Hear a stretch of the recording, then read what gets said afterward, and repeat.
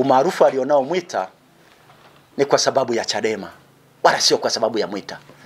Na chama mpaka sasa kinawatiania, tofauti na Julius Mwita, tunawatiania 8 mpaka sasa, 8 ambao wako tayari kama marekebisho ya sheria ya uchaguzi yatafanyika, watasimama kwa ajili ya kutaka kuipeperusha bendera ya Chadema katika uchaguzi. Kwa hiyo hatuna wasiwasi kabisa. Chama hiki mtu yeyote anaweza kushinda kwa sheria iliyo bora na nzuri. Lakini kama kwa sheria hizi chama hiki, hata kama tungesimamisha malaika, hawezi kushinda uchaguzi. Hawezi kushinda uchaguzi. Kwa hiyo tuko tayari kwa vyote. Tuko tayari, watiania tunao, na tuko tayari kwa ajili ya kuzuia uchaguzi.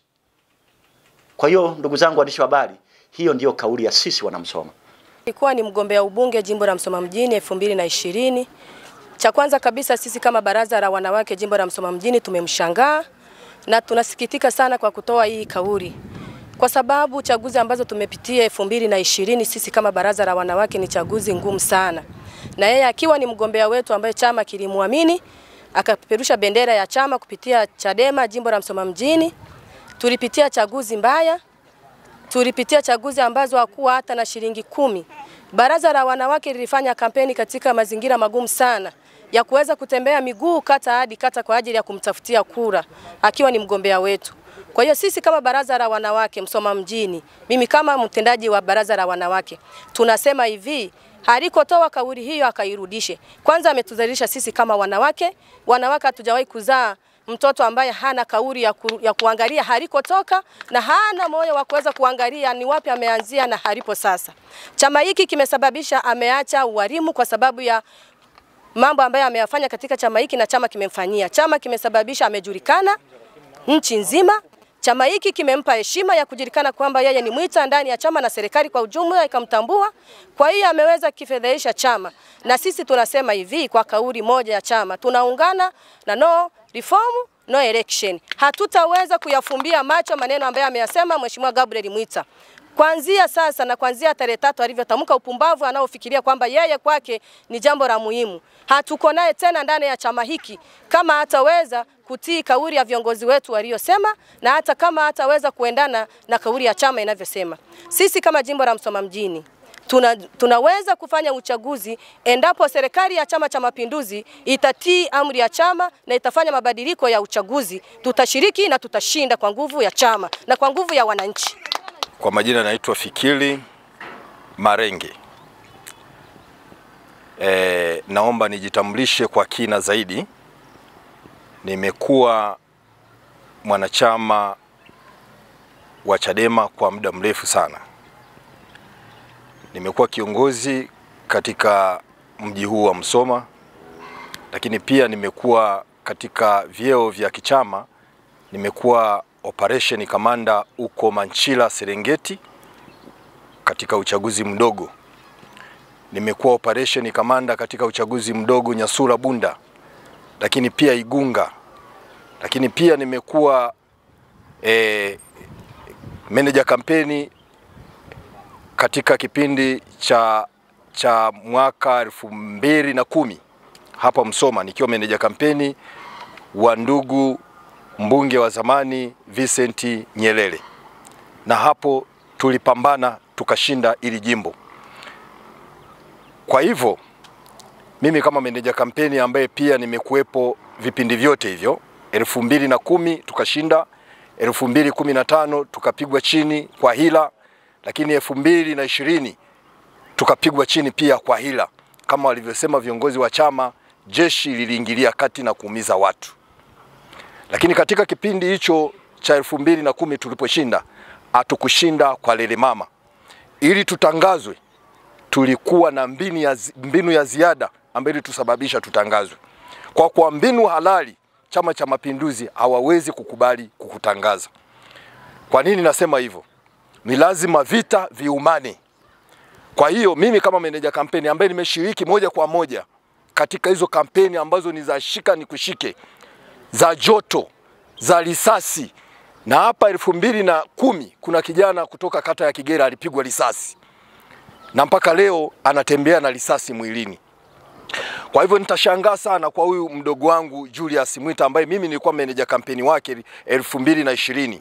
Hayo yote aliyoyasemea chama ni ya kipuuzi na Watanzania wayapuuze. Maana yake ni nini? Viongozi wamehangaika kutafuta namna bora ya kufanya uchaguzi uwe ni wa amani na haki, lakini yeye anapuuza. Na wakati yeye katika chama alikuwa ni mtu ambaye mmoja watu ambao wamepika hiyo agenda, akiwa ni katibu wa secretariat ya chama taifa. Sasa leo anapopuuza, anafikiria ni nani atakayekuja kumfanya ashinde hapa Msoma mjini kama sio mipango thabiti ya chama. Kwa ninamuona kama mtu ambaye ni punguani na ambaye amepagawa kwa fedha alizolipwa na Chama cha Mapinduzi.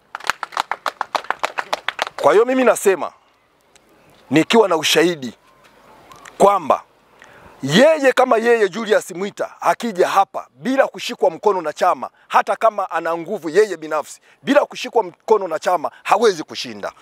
Kwa sababu lazima nguvu ya kushinda CCM, lazima utengeneze mkakati wa kushirikiana na chama. Sasa unapodharau chama kuanzia kwenye ngazi husika ya chini, unadharau mpaka chama taifa, hauna uhakika wa kwamba utakuja kugombea. Na niseme tu ndugu waandishi wa habari, uwezi kujitanabaisha mbele ya vyombo vya habari kwamba wewe ni mtiania. Watiania hapa Msoma mjini ni wengi, kwa hiyo hadi wanachama washawishi kuona kwamba unaweza kuwavusha. Kama yeye hajaonekana miaka yote toka amemaliza uchaguzi, ana namna gani ya kuja kuwashawishi tena watu wa Msoma waweze kumuona kwamba yeye ana uwezo wa kuwashika bendera na kuwasaidia katika kupeperusha bendera 2025. Kwa hiyo tunawaachia viongozi watachambua, waone ni nani ambaye ana uwezo kushirikiana nao kuweza kuwavusha 2025 kama reformu itafanyika na kama watafanya amendment za sheria na katiba. Sasa nitashangaa kama mtu ambaye ni muelewa, amekuwa kijana wa chama muda mrefu, lakini anadharau mikakati ya chama. Ina maana ana sehemu ambayo tayari ameshajiandaa kwenda. Tunamuomba sisi watu wa Msoma, na hasa mimi naye mfahamu vizuri, ni muoga sana. Akiona hata polisi tu anakimbia, kwa sababu kwenye 2020 nilikuwa nabaki mimi na viongozi wa chama, yeye ameshakimbia na aonekane anazima na simu. Sasa leo anapotamka kwamba ana uwezo wa kushinda hapo Msoma mjini, nani atakayempigia kula za maoni? Ni nani atakayemchagua? Ukidharau chama, ina maana labda unataka una mbinu zako zingine za kwenda kwenye chama kingine. Sisi tuombe tu, tumuombe kama walivyosema viongozi, akae, ajifikirie, arudi nyuma, aombe msamaha chama. Chama ukikiomba msamaha, ukaomba Watanzania kwa namna ambavyo umepayuka, ukawaomba msamaha, wanaweza wakakusamehe. Lakini hatutakubali kutokana na madhira ya uchaguzi ukaondoka nayo ukaja kupotosha Watanzania, na sisi tutakupotosha na tutaweza kukubaliana na wewe katika vipindi vyote. Nashukuru sana, kama kuna swali karibuni. Tamko letu sisi kwa wale ambao hawakutii maelekezo na maagizo ya chama ya no reform no election. Tamko letu sisi kama wana Musoma na wanachama wote wa Musoma, kwa maoni yao wanatamani hawa watu kuanzia tangu walipoanza kuasi chama wasiwe wanachama wa Chadema. Wafutwe chama na wafukuzwe chama. Na kama walikuwa na mipango yao ya kwenda vyama vingine, basi waende. Lakini sisi kama wanachama na sisi kama madiwani wa mkoa wa Mara, tamko letu ni kwamba ni no election, no reform, no election. Lakini mimi nimkumbushe Julius Gabriel Mwita kama mgombea ubunge wa mwaka 2020. Yako mambo mengi ameyashuhudia kwa macho yake mwenyewe na ameyasikia kwa masikio yake. Watu waliumizwa, Kwangwa watu walivunjwa miguu. Mwenyekiti wetu wa Bawacha aliumizwa, akavunjwa mkono. Yuko mtu ambaye mwenyekiti amemtaja anaitwa Pastori Jomo, alivunjwa mguu. Mimi namshuhudia na macho yangu, alivunjwa mguu na wanajeshi. Lakini bado wako watu wengi ambao wameumizwa mguu, wamevunjwa, wameumizwa. Lakini mwao wote Mheshimiwa Julius Gabriel Mwita aliwashuhudia kwa macho yake watu wanaumizwa. Lakini uchaguzi wa mwaka 2024, Mheshimiwa Julius Gabriel Mwita amekuja Kwangwa, na bahati nzuri ameshuhudia uchaguzi wote na mienendo ya uchaguzi ilivyoenda.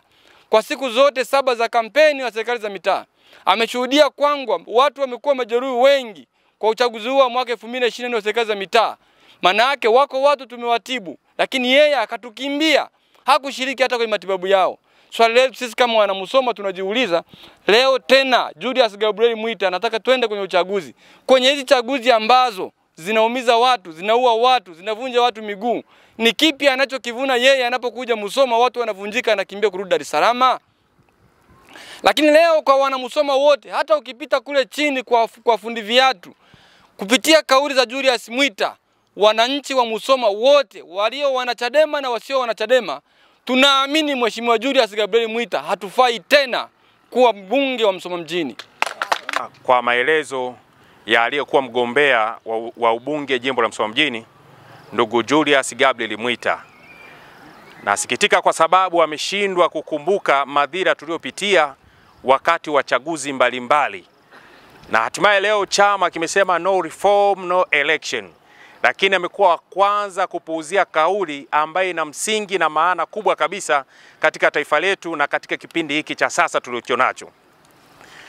Julius Gabriel Mwita amesahau wakati tukiwa tunagombea mwaka 2020, yeye akiwa anagombea ubunge, mimi nikiwa nagombea udiwani. Amesahau tumefanya vikao vya ndani, amekuwa mtu wa kwanza kulialia kama mtoto. Kwa sababu tu hii serikali ya Chama cha Mapinduzi ilivyokuwa inatuingilia michakato yetu, lakini ilivyokuwa inabana demokrasia na ilichokifanya mwaka 2020 Watanzania wote wanafahamu. Lakini Mwita huyu leo hii kuna kauli ametoa kwamba amefananisha michango ya tone na michango ya harusi. Amesahau kabisa wakati wa mikutano yake yote hadhara, hakuna mkutano hata mmoja aliyotoa hata shilingi yake. Wachangiaji ni sisi wanachama na wananchi wenye mapenzi mema, wamekuwa wakichangia hela kidogo 1,000, 2,000, hizo ambazo leo anazizalau kama michango ya harusi. Kwa hiyo kwa hizi kauli zake anaendelea kuzitoa na ili genge lake ila Wanywagongo 58, na muomba sana ajitambue, sio wakati wa kuleta mzaa katika taifa letu na sio wakati wa kupuuzia kauli za kichama, ambaye akiwa kama typisti wa katibu mkuu taifa amesahau kama yeye ndo aliyoleta hiyo agenda no reform no election kwenye kamati kuu na wakaijadili na wakaipitisha. Leo hii chama tumeamua kuisimamia agenda hiyo, kwake inakuwa mwiba mkali. Tunafahamu nyuma yake tumeshapata taarifa mbalimbali, wanapigwa noti na yule mama, lakini tunafahamu kwamba mikakati yao lengo ni kudhoofisha uongozi wa Tundu Antipas Mugwai Lissu, kitu ambacho Mtanzania yoyote yule awe mwanachadema au sio mwanachadema anashangaa sana hii tabia inayofanywa na hili kundi la G55, sijui kirefu chake, bila shaka ni Wanywagongo 55.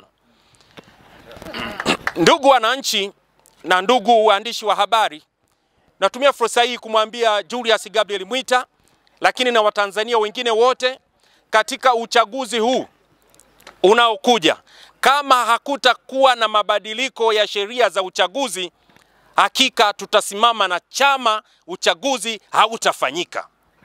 Hautafanyika kwa namna gani?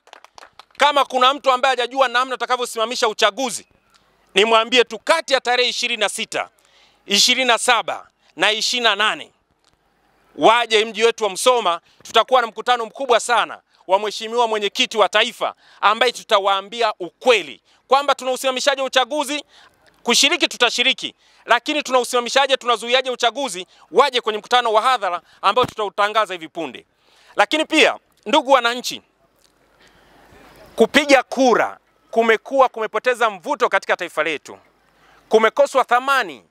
Watu wanaona namna gani nikapige kura ya kazi gani, kwa sababu nemchagua au nempigia kura sio yule nitakayeletewa.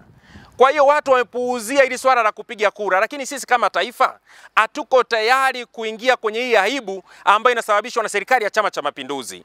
Tumesema hivi, ni heri liwalo na liwe. Kama hakutakuwa na mabadiliko ya sheria uchaguzi hautofanyika. Ndugu wananchi, tutakuwa na mambo mengi sana kuzungumza, lakini kwa kuwa wapo wazungumzaji wengine nyuma yangu, basi tutaendelea kutana kwenye mikutano ya hadhara. Asante sana. Kama kijana wetu, mwanachama mwenzetu, mgombea aliyekuwa mgombea wetu wa uchaguzi wa 2020. Kwa kauli zake, sisi wanachama wa chama cha demokrasia ya jimbo la Musoma mjini hatuko naye, na kama anaamini anachokisema ni sahihi, atafute pa kufanyia siasa. Sisi chama chetu tayari tuna msimamo wetu na viongozi wetu wakuu. Hatumsikilizi kwa sababu sio kiongozi wetu.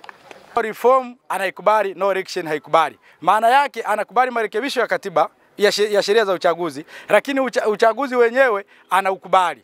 Sasa iko hivi, tayari kwa taarifa iliyopo katika nchi mpaka dakika hii, Tume ya Taifa ya Uchaguzi ilikwisha kupita kwenye mifumo mingi tayari. Hiki ni kitabu ambacho tayari tume imekiandaa kwa ajili ya uchaguzi, na hiki kitabu kimeandaliwa zaidi ya miezi mitatu. Sasa hivi ni mwezi wa 4, uchaguzi ni mwezi wa 10. Tuna muda mfupi sana, hawezi kurudi kuandaa taarifa nyingine. Huu mchakato wao umekamilika, inafuata michakato mingine. Kwa hiyo habari ya kusema kwamba eti Lissu aende kusaini chama chetu kiingie kwenye uchaguzi, eti asipo saini ikifika wakati wa uchaguzi wakaleta mabadiliko ya katiba, sisi hatutashiriki kwa sababu hatukusaini. Utuamini sisi, na tunaamini hakutakuwa na mabadiliko, kwa sababu haya mabadiliko ya awali yamechukua muda mrefu na bado kuna mabadiliko mengine yanakuja yatachukua muda. Kwa hiyo sisi haina muda kufanya hayo. Uchaguzi utafanyika kwa sheria zilizopo, na tunamuomba Tundu Lissu kama kiongozi wetu mkuu asikubali kusaini kuingia kwenye uchaguzi. Kama watakuja na marekebisho wakiwa wamefanya marekebisho wafanye uchaguzi wenyewe, tutashiriki uchaguzi.